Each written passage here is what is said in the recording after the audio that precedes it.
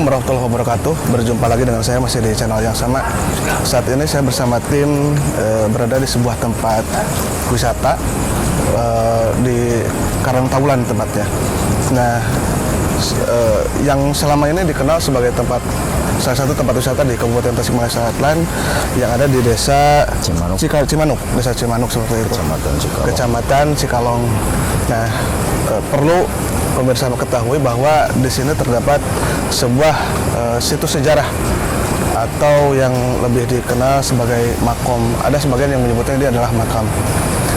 Nah, kebetulan saat ini saya sudah bersama dengan Pak Kepala Desa Cimanuk, Pak Anharudin.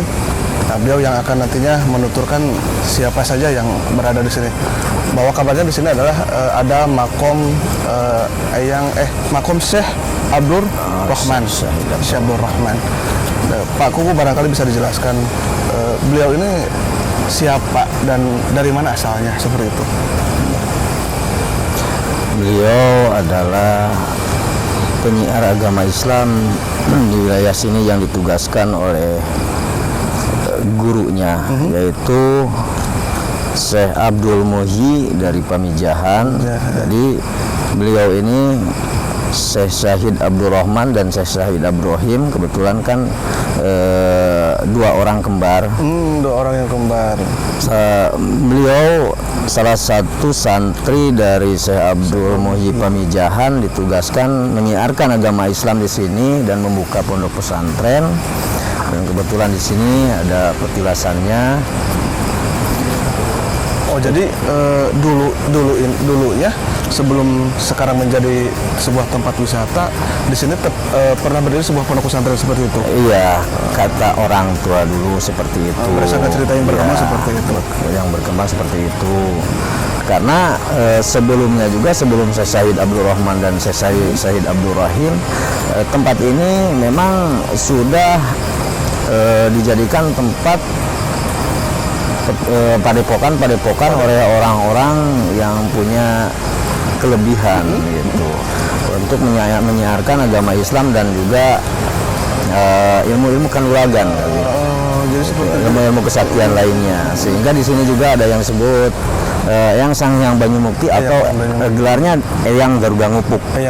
Itu gelar keilmuannya kan Eyang Garuda Ngupuk, yang kebetulan makamnya ada di sini juga. Itu sebelum makom Syekh Syahid Abdur Rahman. Dan sebelumnya juga kata orang tua itu kan sebelum Syekh Sanghyang Banyumukti ada juga yang lainnya gitu, semacam yang Sanghyang Cibuyut Banyu Biru setelahnya. Nama aslinya saya nggak tahu gitu. Itu juga kan padepokan dulunya gitu. Itu kan di zaman-zaman ya Pajajaran masih berdiri kali. Seperti itu.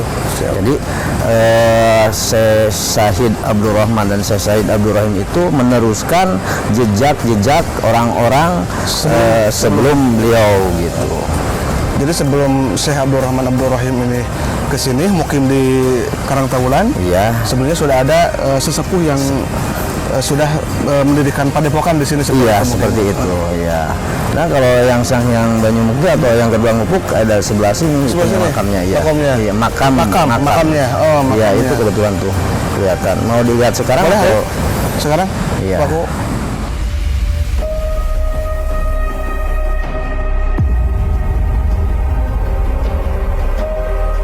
Jadi sekarang kita mau ke makam Eyang Sanghyang Banyumukti atau dengan gelar Eyang Garuda Ngupuk. Eyang Garuda Ngupuk. Tuh.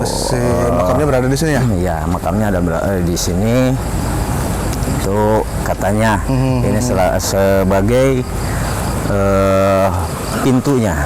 Oh, pintu. Iya, pintunya. Jadi seharusnya sebelum ke makom Syekh Abdur Rahman, iya, ke sini dulu. Assalamualaikum ya Rasulullah.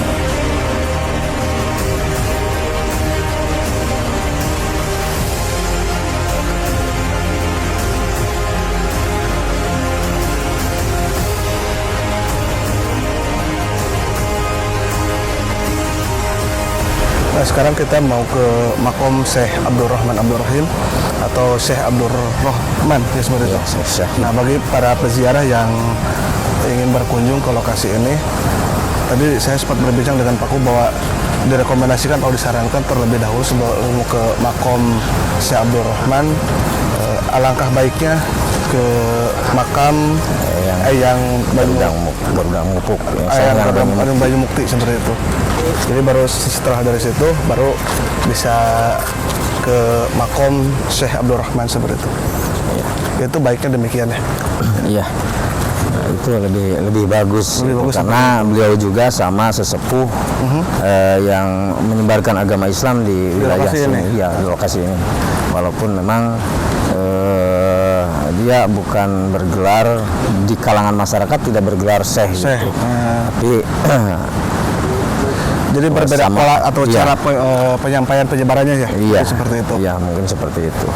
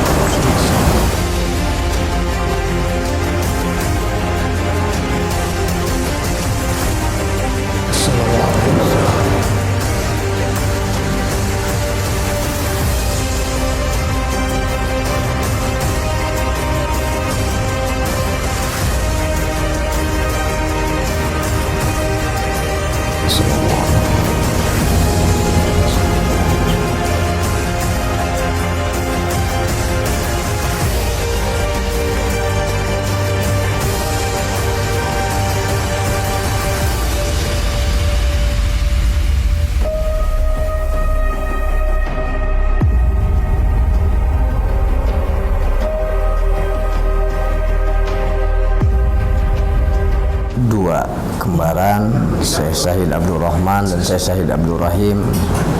Cuman yang satu tidak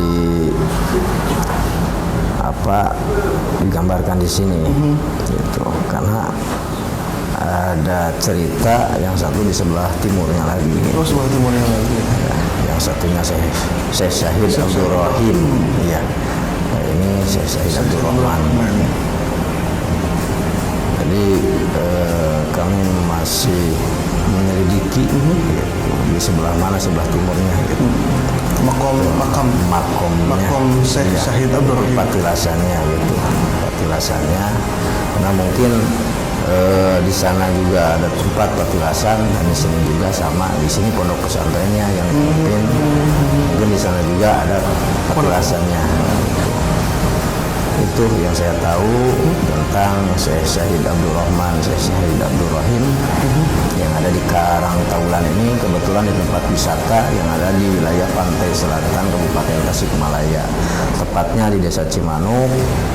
Alhamdulillah setiap tahun yang jaroh ke sini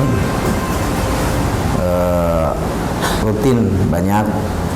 Apalagi di bulan-bulan seperti sekarang, bulan Rajab, bulan Maulud, ya menjelang puasa, biasanya itu yang jauhnya dari Jawa, dari Madura juga pernah ada berziarah ke sini. Iya, berziarah.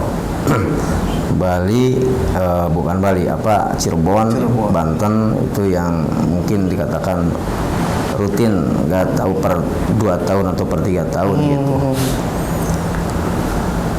Ya, itu yang bisa saya kasih informasikan bagi masyarakat Islam yang senang berziarah silaturahmi ke makom atau ke makam syekh ataupun wali yang menyebarkan agama Islam yang sekarang kita anut. Silahkan datang ke sini untuk meminta ridho Allah, untuk keberkahannya.